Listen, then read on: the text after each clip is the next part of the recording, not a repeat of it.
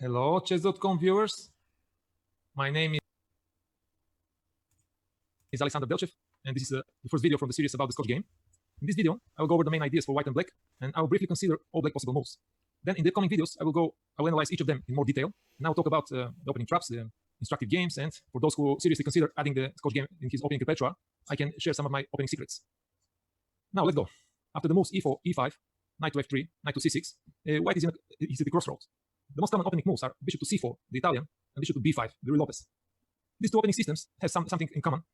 White first task is to finish the development of the bishop, then following by moves like a castle short, then playing c3, then maybe rook e1, then d4, postponing, attacking the center for the most suitable moment. But the Scotch game, starting with the move d4, has a completely different approach. By attacking immediately the center, undermining the central pawn e5, white should take on d4. I don't really think there is a playable alternative to this move. Now white takes knight to d4, and the first result of fight for the center, white has achieved full control over the d4 and e4 squares. So now black has a big range of possibilities, but there are only a few of them which is giving him a fair chance to pass successfully the opening stage. Those moves are bishop to c5, which is a classical Scotch, attacking the knight on d4. Then the next move is knight to f6. This is the two main black alternatives. Then there is a bishop to b4 check, the third most common move here, and queen to h4, which is a very interesting possibility, which by the way is somehow, I can say this, almost refuted, as so early queen development leads to big problems for black. These four main moves I will consider separately in the next videos. And for now, I think it's good to start with the moves d6. That's let's say a passive move. Let's see what will white do after this move.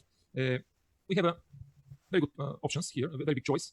We can develop the knight to c3, knight to f6, and then we have a freedom to choose between the aggressive setup with the castle long, which I recommend, as this is the most aggressive way for white to continue in this pawn structure. Let's say bishop to e3, bishop to e7, then after queen to d2, castle short, and then castle long. White has a big advantage in this opposite side casting position, and his attack with f3 and g4, followed by g5, chasing the knight from f6, is much more quickly developing than black initiative on the other wing. So my advice to you is when you have a chance to adopt and to play this option with the long castle, you should always try, because it gives white a very strong attack. And of course, after move d6, white can play the more simple and more positional approach. Let's say knight to f6, bishop to e2, bishop to e7, let's say castle, then bishop to e3, developing the bishop, rook to e8, now f4, bishop to f8, and bishop to f3. It's very simple and logical moves. White achieved a very strong centralized position, and in the future they will continue to adding pressure in the center with queen d2, rook to d1, and the main idea for white in such positions is to open the center in the suitable moment with e4, e5 break. Okay, all these positions, black is not so big chances to create a good counterplay. So another common move between the amateur players here is to take on d4, releasing completely the control of the center. And after queen to d4, black doesn't have any reasonable move, because knight to f6, white will play e5, bishop on f8 cannot move because g7 is hanging. So this move I don't really recommend to black players. But anyway, I will look at more detail in the next videos. And let me now show you one instructive game in which white shows his attacking potential. After the move g6, which is, by the way, looking as a very reasonable way to finish development, play bishop to g7, adding pressure on the knight on d4. White continue with the knight to c3, bishop to g7, and then preparing the long castle, bishop e3, followed by queen d2. Then the idea is to play h4, h5, and delivering mate on the castle king. So after bishop to e3, black plays another natural move, knight to f6. But here it appears to be an opening mistake. Here the first point to remember, when you have such knight developing to f6, you always take here on c6, and after black capture, b takes c6.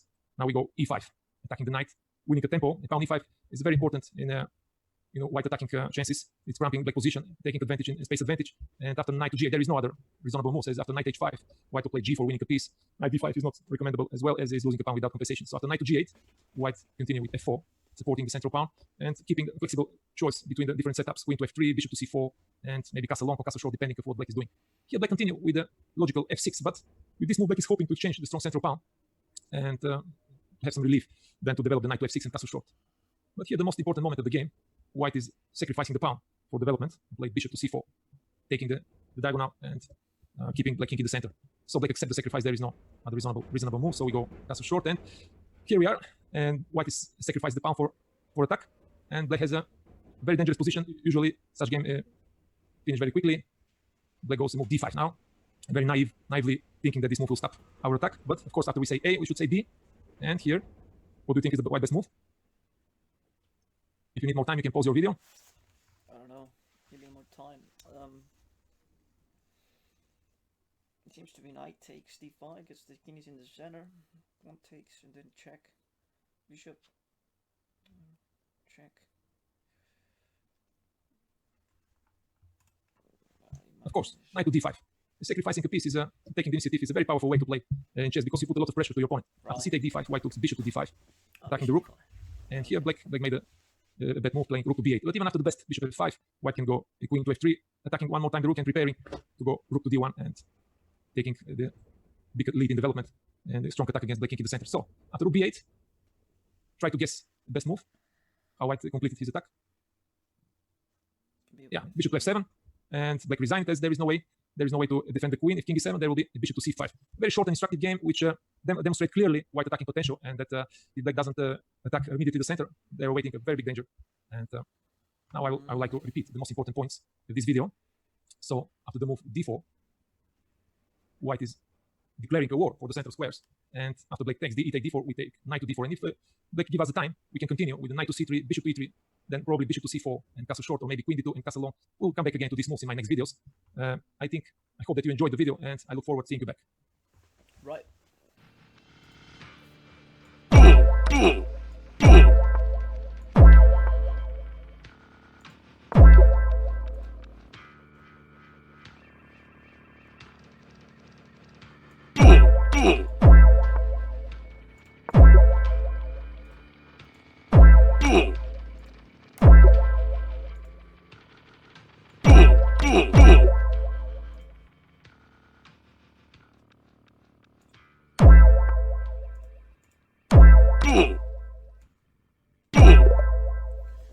Very nice.